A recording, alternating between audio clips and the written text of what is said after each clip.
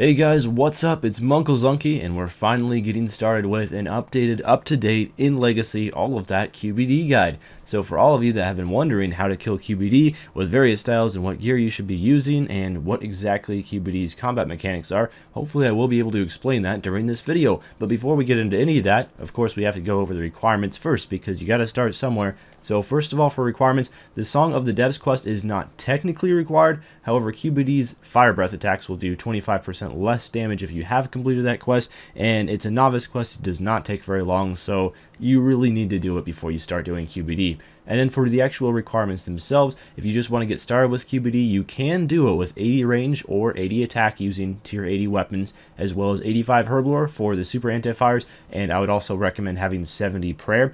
And of course, recommended, it's really best if you plan on camping QBD for a whole ton of kills to have 90 range or 90 attack with those tier 90 weapons, as well as 96 herblore for the overloads and 95 prayer for the turmoil and the soul split curses. So first we get into the melee gear, and I do have Void located in the low section. You can definitely use Void at any time if you would like, because it does provide a very helpful accuracy bonus, but the problem with Void is it has hardly any defense, and you kind of get hit very hard by the grot worms and by QBD's range attacks, so you will have to bank a little bit more often for food. It's a trade-off, see what you like better. Also for the mid-tier setup, kind of the slightly cheaper setup, is the Bandos armor. Now this provides a slightly better defensive bonus, and it also provides some damage bonus, so it's going to be nice. And the Slayer helm there is because you can kill QBD on Black Dragon tasks, and you will get the bonus there if you do not currently have a Slayer task of QBD. The best thing to do would just be to wear a Bandos helm in that situation. And for the high level setup, I have Malevolent armor. You can swap that out for Torva armor or even Tetsu armor if you can't afford Malevolent or Torva. And I also have the Blood Necklace, which does not work on QBD itself, but it does work on the Tortured Souls and the Grot Worms, so you will get healing from it throughout the kill, and it's actually quite good at QBD. I additionally have a Ring of Vigor on all of these for Zerking. You can swap that out for a Warrior's Ring or a 6-age circuit, as well as a Penance Ore is super nice at the high level because it will save all your prayer. Vampirism for the lower because it will make you last slightly longer, and also a Scrimshaw Vampirism on the high level. Those are kind of expensive, but they do help out with healing by quite a bit. Now for the range setup, similar thing, although with range I would really recommend for ranging QBD, you do want to have completed Ritual of the Majrat so that you can make the Dragonbane bolts, because they're really good. So unfortunately Void isn't as useful for range because you don't need the accuracy with Dragonbane bolts, and so you can wear it if you don't have access to other alternatives, and it can still be okay because it does have a damage boost, but you're probably better off wearing Armadil as a low level player, or Pernix is a high level player. I wouldn't recommend Serenic because Serenic is really expensive, and it's going to degrade fast because there's a lot of things attacking you. For example, Malevolent is much cheaper than Serenic, which is why I would more recommend that. And also Blood Necklace works for range as well. It's going to heal you off of the Grot Worms and Tortured Souls. Penance Aura, of course, I do not have a Scrimshaw equipped, but you can wear a Scrimshaw of Cruelty or a Scrimshaw of Ranging if you would like for that extra damage or accuracy. But again, with the Dragonbane bolts, you're not going to need the accuracy. And Pernix works well here. You're going to be taking less damage than the melee, so the DPS armor is even more viable here. So for the inventory, there's not too much to be said. You mostly just want to bring your stat boosting potions, food, and prayer. The lower level your defense and the crappier your armor is, the more food that you want to bring. Penance Aura is really nice here, so if you have that, make sure you bring it, because that's going to save you almost all your prayer and you'll barely need any prayer whatsoever.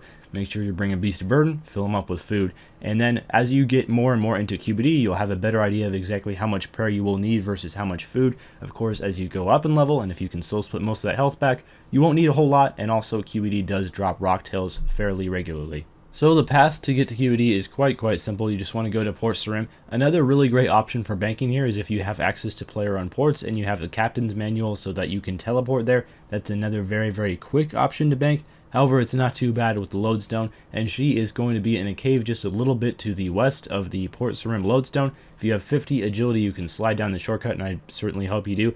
Also, additionally, and along with the requirement of the quest Song from the Depths, pretty much a requirement, is you do need 60 summoning to enter into the QBD Slayer, but I really hope that no one would want to do this without at least 67 summoning for a War Tortoise. Before we get into the kill itself, there's two things that can really KO you and that you have to watch out for. First is QBD's super hot flame attack, which we'll get into, which comes on phase 4, so you don't have to initially worry about that. But the other thing is the Tortured Soul, and the one tactic that you want to worry about with Tortured Souls is you want to wait for just a second after they spawn and then run to the opposite side of them, and what this will do is their fire...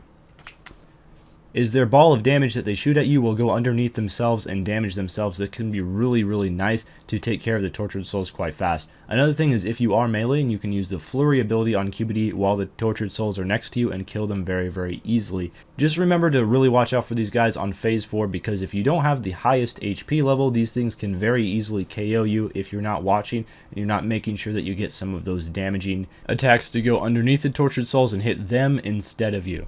So for the melee QBD thing, the main thing that is important to keep into mind is that you will be taking quite a bit of damage with the melee, just because QBD does spawn a lot of grot worms and Tortured Souls that do magic type damage, and they tear through melee armor, so you're probably going to be taking quite a bit from her, so just be aware of that. So the number one thing with melee is just getting QBD down as quickly as possible. It's all about the DPS.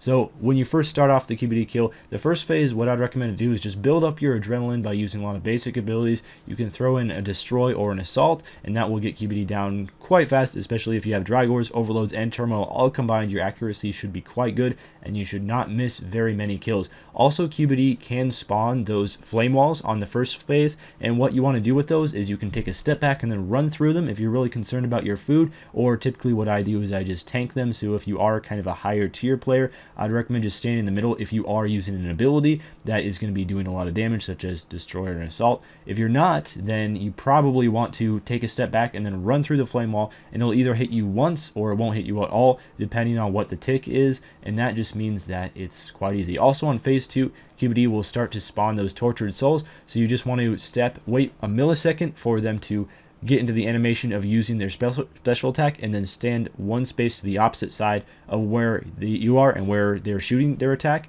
and that means that it's going to be really easy to avoid it. And then on phase 4, what I typically do is I Zerk, and then I drink an adrenaline potion, and then I get up and I use a destroy, and that's going to be dealing a ton of damage to QBD. The only thing is, after you use that destroy, make sure you start eating, because you're probably dealt quite a bit of damage yourself, and then QBD will start spitting these flames at you.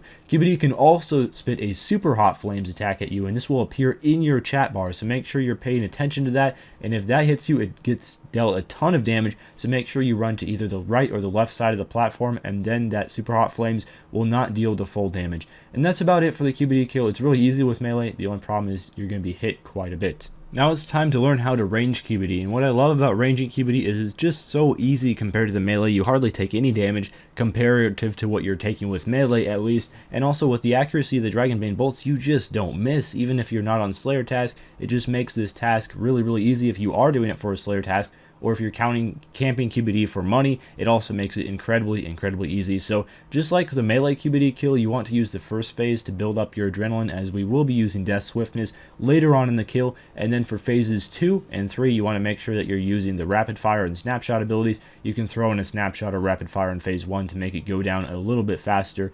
And also with the Tortured Souls and the grot worms that QBD spawns, they're not going to hit you nearly as much because you have much better defense against the magical attacks using the range armor, so that's great. Bombardment is another threshold that you can throw in there. So the Tortured Soul spawns, you just want to run to the other side of it, and as you can see, its damage will hit itself. I actually timed that one good this time, other than the melee one, which I timed it a couple seconds late. And also, sometimes QBD can go into blue or green phase forms. In the green phase, she's weak versus magic, but strong against range and melee. And if she's blue, she's weak versus range and melee, which is great if you're ranging or meleeing, but she's quite strong against magic. And now sometimes the Tortured Souls will call out time is short, and when that happens on phase 4, you want to make sure that you kill them, unless it's really, really late on in the phase, and you probably don't have to worry about it. But if it is fairly early on in the phase, also you want to pop that Death Swiftness on phase 4, get her down very, very quickly.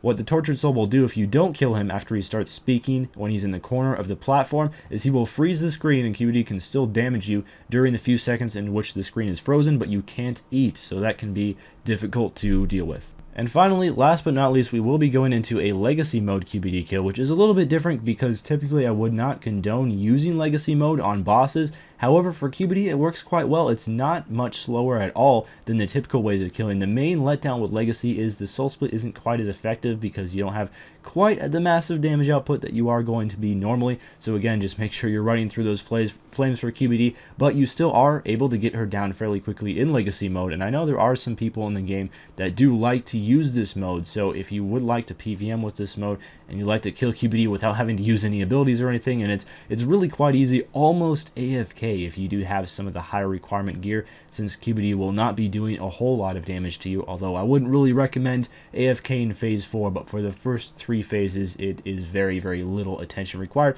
and this is one of those few bosses that you can actually justify using this mode, and it's really not that bad. So since it's Legacy mode, of course there will be less tactics than the overall QBD kill, so just to sum it up, make sure you're watching out for those tortured souls running on the other side of them so they hit you and not them. Make sure that you get to those Dragonkin pillars as fast as possible in order to avoid as many of the grotworm spawns as possible, because they can really mess your day up. They start hitting very, very hard over a long period of time. And with Legacy mode, you will have to eat more food, which is the biggest drawback of it, because you will have to bank more often to grab more sharks or rocktails or whatever you're having to use, and that is going to lead to eventually, less kills per hour. So even though I wouldn't recommend this, feel free to try it out if you are a big fan of Legacy mode or just really, really hate using abilities, and either way, this might be a good idea for you. Also, if you would like to see a comparison of how Legacy mode matches up with the RS3 mode in terms of killing QBD, there's a link to a video which compares those two in the description for more information about that. So overall, what are you going to get from QBD killing her, and how much money and XP and all of that can you expect per hour? Well, QBD is pretty terrible combat XP. It's only about 4.6k XP per kill, which is a significant amount of XP just on its own, but then you have to take into account that it takes about 2 minutes to do a QBD kill and start another one and get to the next spawn point, so you're not going to be getting a whole ton of XP per hour. I personally get about 30 QBD kills per hour, and I am able to stay there for an entire hour. However, just remember that this is not really feasible if you don't have the overloads, the turmoil, the tier 90 weapons, and all of that stuff unlocked. So if you don't have that unlocked, realize you're going to be making less money and less XP, but that is a rate that you can work towards in the future, and also save up your pennies to unlock all that cool stuff. It's not the best Slayer XP if you are killing QBD on a Slayer task. Be prepared to make a lot of money, and it's probably worth it if you do need that money, but it's only about 50k Slayer per hour. Also, in terms of cash, if you're getting 30 kills per hour, if you're getting less than that, it'll be less money, and also it depends on luck, of course, with the royal pieces as well as visages and all that, but you can expect it to be between 4 to 7 mil per hour, which is a really, really decent money making method, and definitely better than most of the bosses in the game. And if you don't have good teams to go with to other bosses, this is probably going to be the best money making method available to you. So that's about all for this video. I just wanted to thank all of you for watching. Leave a like if it helped you out, and also feel free to leave any suggestions for what you would like to see in future videos in the comments, and I will make a decision based on what I see there. That's about all for me, so farewell.